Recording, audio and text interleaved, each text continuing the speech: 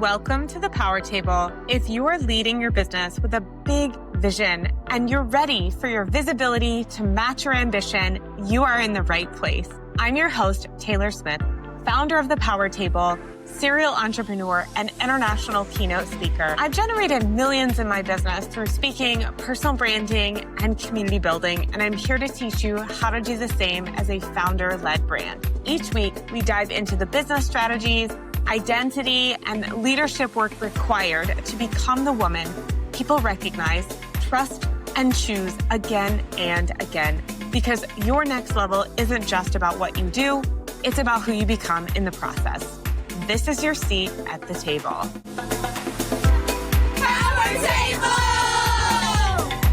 If the premium, high caliber, more advanced, or higher paying clients that you want just aren't showing up, this podcast episode is for you.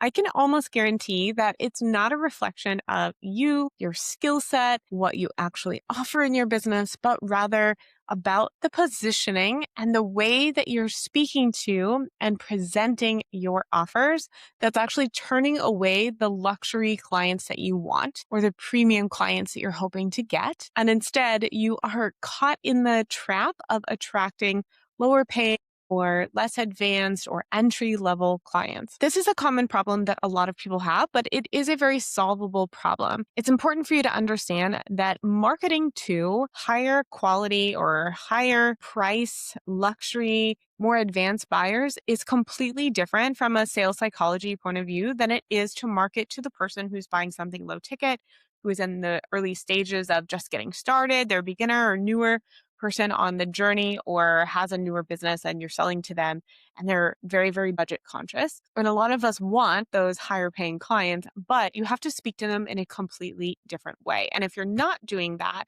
then you're always going to struggle getting people to pay the prices that you want them to pay for your premium experiences, services, coaching, or consulting. So in today's episode, I'm going to break down what is different in the marketing and the way that you speak to and you attract those two different groups of people, what entry-level buyers respond to, what premium buyers or advanced buyers respond to, and the specific shifts that you need to move from the lower ticket or entry-level buyer to the premium, high ticket, or luxury buyer. Welcome back to the Power Table podcast. I'm your host, Taylor Smith. And this episode is for the woman who's already successful. You have the offers, you have some clients, things are happening in your business, you've been consistently marketing, and you've got the results. But you know that you're ready to grow. You know you want to speak to that more advanced portion of your audience or the luxury side of the niche in the industry that you're in. You know you want to sell a higher tiered experience that comes with a higher price tag and even faster or more in-depth outcomes. And yet the high caliber, high paying clients that you want,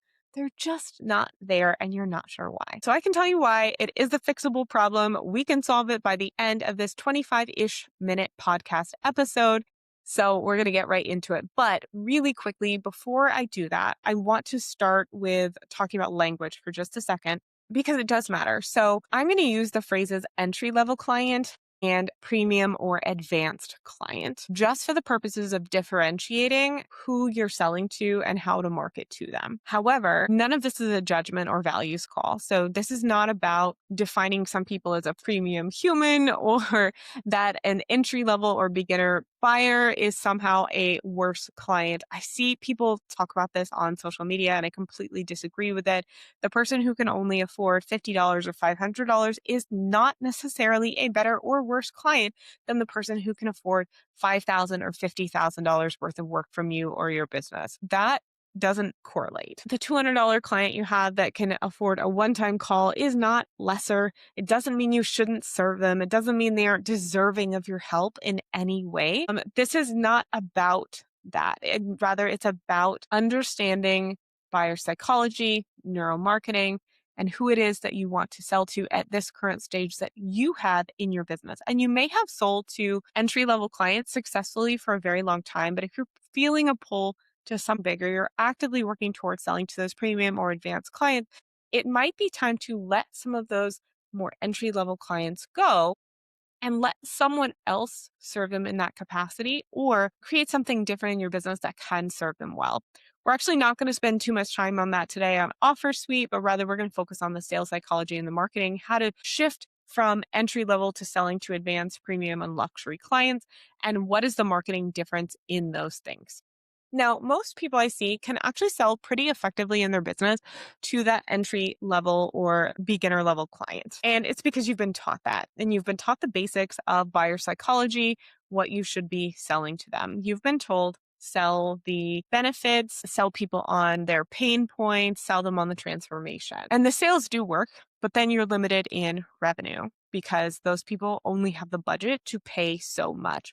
And they're not necessarily going to be the people who will ever be able to afford your higher value offers or see the value in them and choose to work further with you. Again, not a universal. We're not putting labels on people, but from a marketing standpoint, there is some truth to the fact that the people who buy the $47 product are not going to be the people who buy the $4,700 product. They are two different groups of buyers. And if you're struggling to get those higher tier, higher paying clients that are further along or more advanced, I can almost guarantee that if I were to look at your website, your sales pages, your social media content, I can tell that the person you're marketing to is that entry level buyer. And the way that you're talking to them is what will keep them coming in, but will keep turning away the premium clients. And the thing that's doing that over everything else, the entire reason I made this podcast episode is because you are relying so heavily on pain point marketing. I can almost guarantee it. Pain point marketing is the engine that will win over entry level buyers almost every single time.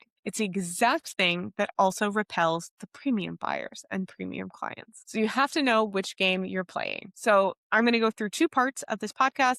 We're going to talk about entry level buyers first, what they respond to, and then we're going to move into advanced and premium level clients and what they respond to. I really think it's important for you to understand both. So we're going to go through both. So by entry level, I mean someone who's buying anything from a $20 to $50 low ticket product or service to probably up to about $2,000. And I know that's a huge range, but lower ticket is typically defined in the coaching and digital products industry as anything from like $20 to about $250. And then mid ticket is anything from like $300 to $500 up to like $2,000. And then from there, a $2,000 plus, basically anything mid to high 4 and 5 figures is going to be considered high ticket in digital products, coaching, and services. Now, sometimes a $2,000 product for an agency is maybe their entry level price point or offer. This, or even $3,000. This might be a VIP day. It might be a one-off project for an agency.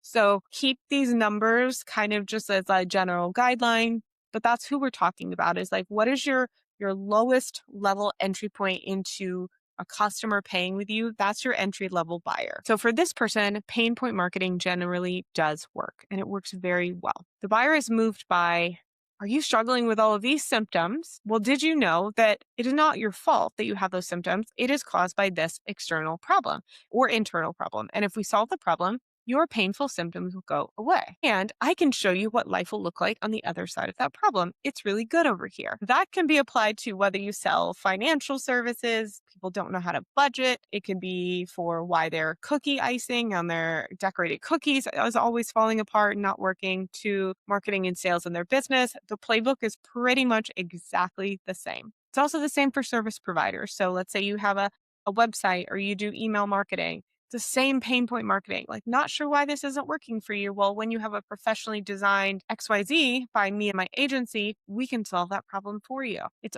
all the same. And mainly what you're doing is you're showing them possibility of change. You're saying, if you take action on this problem, you can stop feeling that pain. It doesn't have to be uncomfortable. You're also selling often version of your transformation or your client's transformation that is that early experience. You're saying, I used to have this problem too.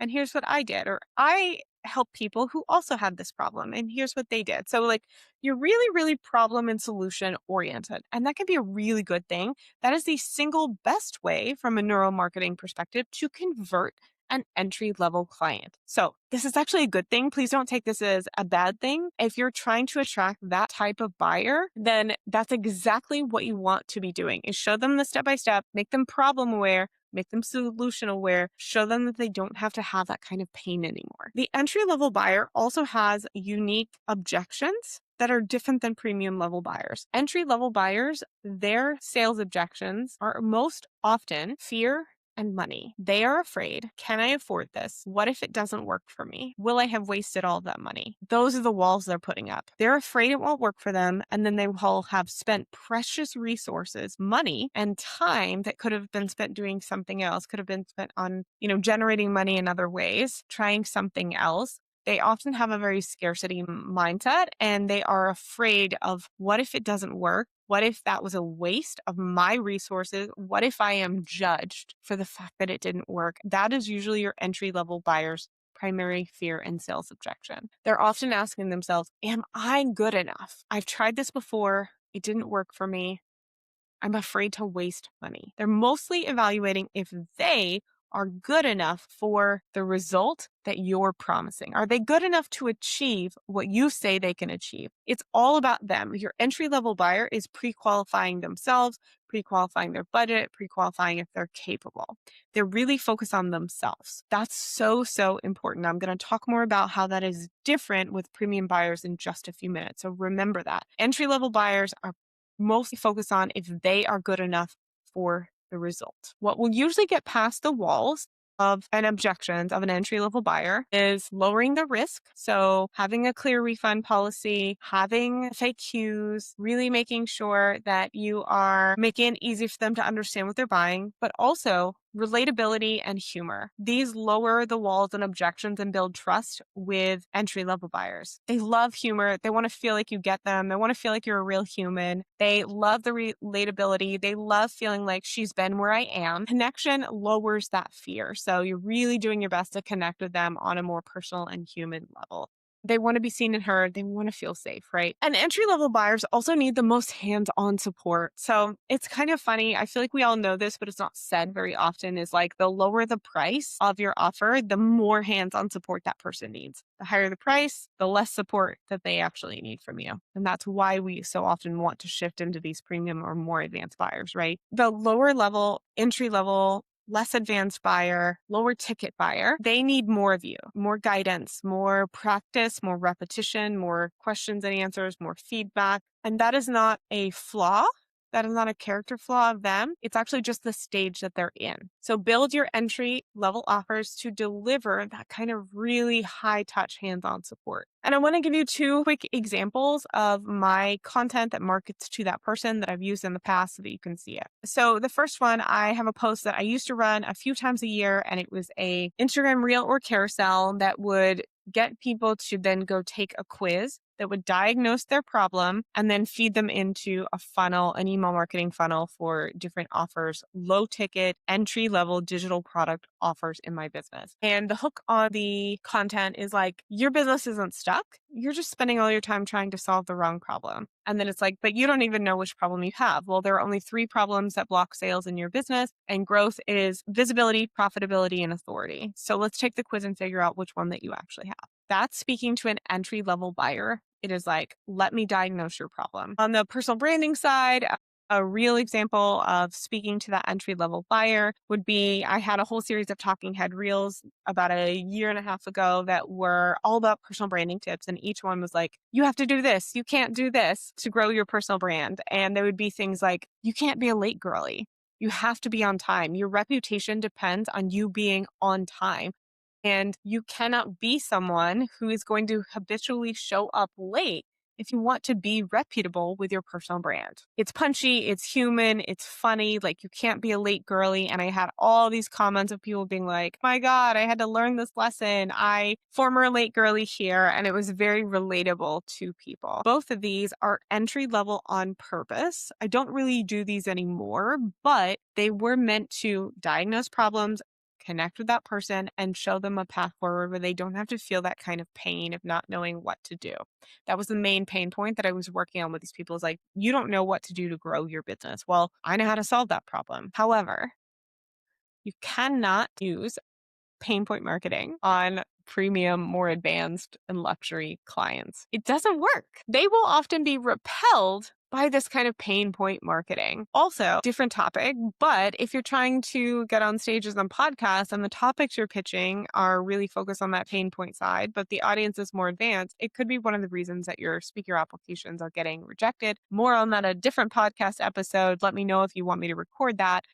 But it's very important for you to understand the more advanced high ticket buyer is going to be repelled and turned away by pain point marketing. It does not work for them. So let's talk about what that buyer needs instead. The advanced buyer is an entirely different person or at a different stage, and their experience and what they want almost entirely inverts. Their objections are not fear and money at all. Their objections are trust and time. They can afford you. And more than that, often they're not really afraid to waste money. They don't want to waste money, but they're also not afraid to take a risk in many cases because they were more concerned with making a decision than it having to be the perfect decision because resources are so scarce. They can afford to lose the money, but what they cannot afford to lose is time and trust and reputation. So their objections are very different than the entry-level buyer. And trust and time are much harder to win with a credit card and get someone to say, yep, send me the invoice. Then, that's very simple. You have a problem, let me solve it for you. So remember how I said that the entry-level buyer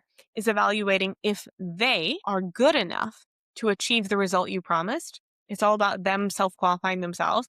Well, the premium buyer is evaluating if you are good enough to help them achieve the result you're promising. Huge flip in what they're evaluating and why. They already know they're ready to invest. They're already problem aware, solution aware, and they're just trying to decide if the person they're going to invest with is you. Pain point marketing is a complete turnoff for advanced luxury and premium level clients. When you lead with, are you struggling with X? Does this happen to you? The reason you haven't achieved X is a premium buyer's going to mentally check out of all of that. It's tired. It feels cheap. It feels copy and paste. It feels low effort to them. They're not interested in you telling them about their pain points, diagnosing their problem, and telling them what their solution is. Because it feels like you're talking to beginners, they don't see themselves in it. And this is the single biggest mistake that I see people make when they're trying to attract premium level clients. They keep running beginner marketing and broadcasting it at advanced buyers, and then they end up repelling the exact people they want. So let's talk about what wins over those higher quality, higher tier, more advanced premium clients. One of the most important things is thought leadership. Specifically, you can talk about problems that you solve in your business. You can sell the transformation, but you spend a lot of time showing the process. Entry-level buyers, they're less informed, they're less interested in the process. They want quick solutions, whereas in more advanced buyer, they want to understand the whole process. They want the depth, they want the information. They're going to spend a lot of time learning about you, consuming your long-form content such as case studies, podcasts, articles, LinkedIn posts, long before they ever decide to buy from you. You also need to be painting a picture of the future of your industry, the future of what they're going through, the future of what their life could look like because of the changing world, and how you represent a better path towards that future. With an advanced level buyer, you're not poking the wound and saying, you don't have to struggle with this problem. Instead, you're demonstrating mastery and vision of what could be better on the other side. Show them quite literally the grass is greener. They also want to be more hands-off. So the more beginner audience, they need hands-on, they need support, they need encouragement, they need accountability and touch point. With a more advanced audience, the client wants more touch points ahead of time, hence that long-form content I just mentioned, but fewer touch points after they've bought from you. They don't have time for all of those calls. They don't have time for all of that hands-on accountability and support and multiple revisions of a service. They don't have time for that. They want you to get it right or deliver the outcome as quickly as possible in as much depth as possible without as much back and forth as possible. They need your judgment, your discernment, your result, not your hand holding. If you jam in too many videos, too many calls, if you're saying, I sent you 7 designs to choose from. Here's 7 different ways we could do this. Here's 5 different ways we could do this. If you're jamming all that content at them, they don't think, wow, she's really supporting me. They think, I don't have time to go through all of this. And so once again, I want to share with you a couple of examples of content that I've created that speaks to that higher level client. One of them is pinned on the top of my Instagram feed. It's called How I Turned Coffee in a Beach Town into a Global Movement of Thousands of Women. Notice that this actually is not about pain points. It's not about how to grow your business. It's not about how to have a successful event. It's not about how to solve your ticket sales problem. It's actually a story that I'm telling that signals my process, my authority, my credibility, and really lets them see what is it that I'm building and what's the vision I'm casting for the future. It makes a premium buyer look at me and think she is operating at a level that I also want to operate at. Another really low effort example of a piece of content that I've done that spoke to that buyer that performed really well was just a single picture of me from a branding shoot that had text over it that said, "My business is not the end goal." And in the caption, I described that actually my business has nothing to do with my goals. Instead, I'm focusing on legacy building. And here are 5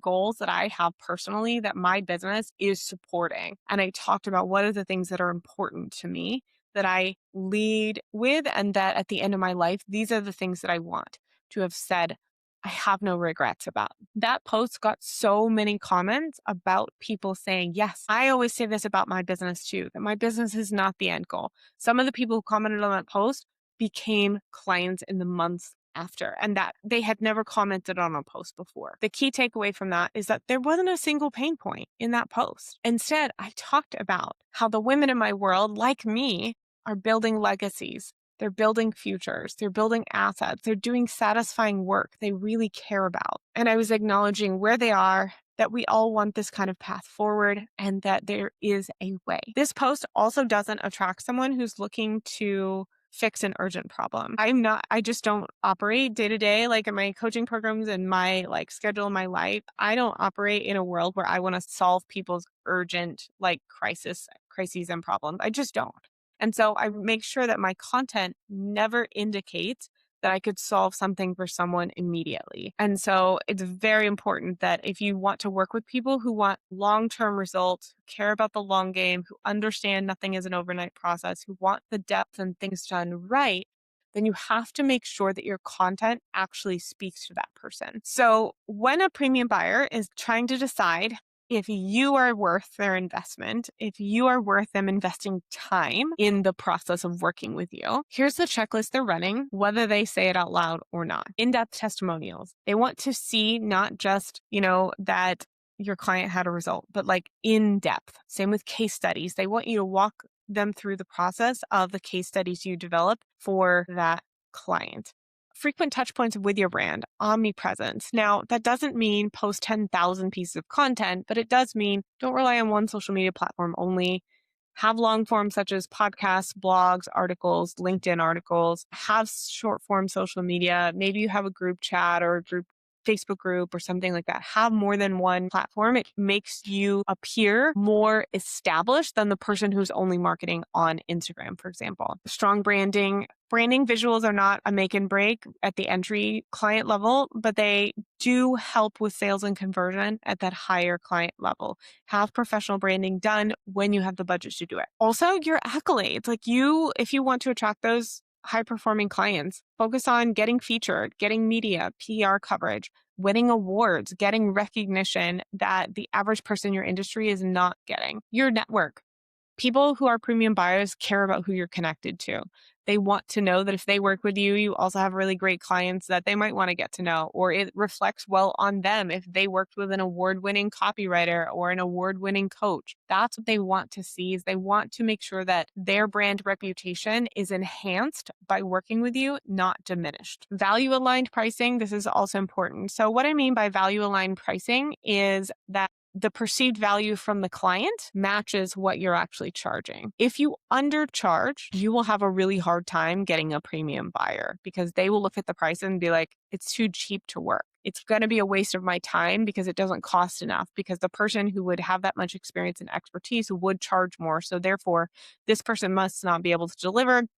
They must not be that experienced because they're undercharging for their experience level. Again, coming back to the premium buyer really, really wants to make sure their time is protected and their less likely to risk time than they are likely to risk money. So they care about accuracy and discernment far more than you solving immediate problems. And then finally, they look for numbers and they look for accurate numbers. So instead of you just saying, we help clients everywhere, like, do you help clients in 32 states? Do you have a percent retention rate? Do you have a number of successful launches or media features or something like that? What are tangible, actual numbers that you could share with those premium clients that are going to show, hey, she's been doing this a while, she's established, she's someone highly credible that we should work with. And I also want to give you some very tactical shifts that you can make to start attracting those premium level clients now that we've broken down the difference between those two clients. So the first one is put your prices on your website. You may already be doing this, but if you're not, put your prices on your website.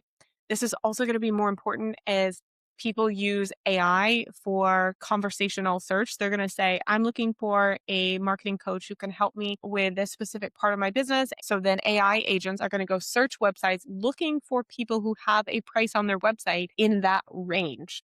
So if you don't have your prices on your website, you might not even be showing up in search results generated by AI agents. Also, if you're hiding prices, it signals that you are inexperienced or that you have something to hide. Premium buyers really expect pricing transparency. Doesn't mean you have to put the exact number. You can say starts at this, or this is a range of what people pay, but people want to see a number. Also, stop offering discounts before people even ask. I find it so wild when people do this. It to me signals that you don't have as much confidence in your ability to generate results as you want me to have. When you tell me something is a price and then you say, but I'll discount it to this, or you build in a discount before we even start, a lot of people think that that is a sign of generosity, like you being generous by offering that discount. But actually, to me, it's lessening your credibility because then I'm like, well, why? Why would you be offering this? It erodes that premium signal if you immediately discount. I'm not saying don't negotiate if you really want to work with them. Maybe there's a reason for discounting, but in general, we don't offer that out the gate to a premium buyer. Raise your prices, mentioned this before, because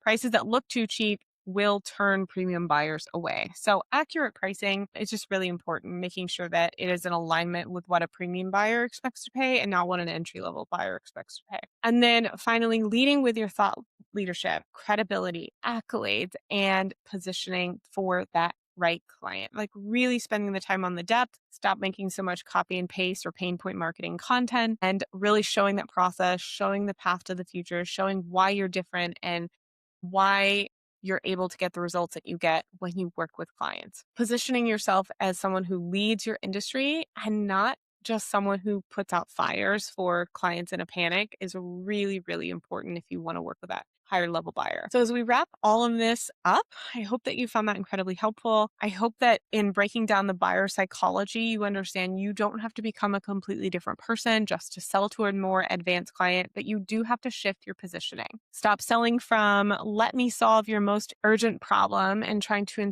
inspire change through humor or relatability.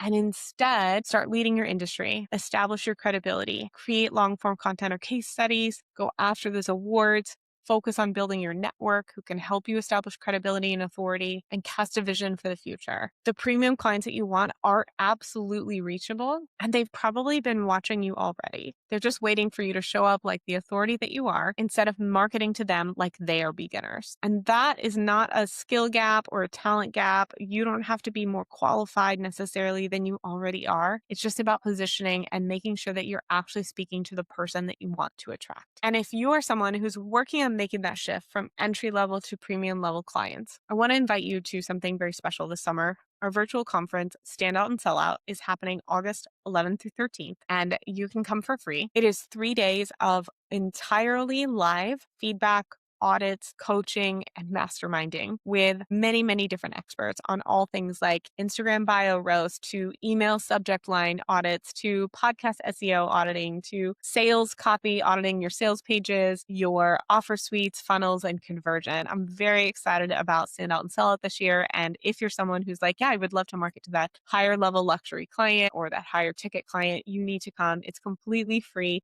Stand Out and Sell Out will be August 11th to 13th, and registration is opening very soon. So look out for that. And if you haven't already subscribed to the Power Table podcast, go ahead, hit that follow, hit that subscribe button wherever you're listening so that you don't miss the announcement for when it's live and you don't miss another episode. That's it, my friend. I will talk to you soon.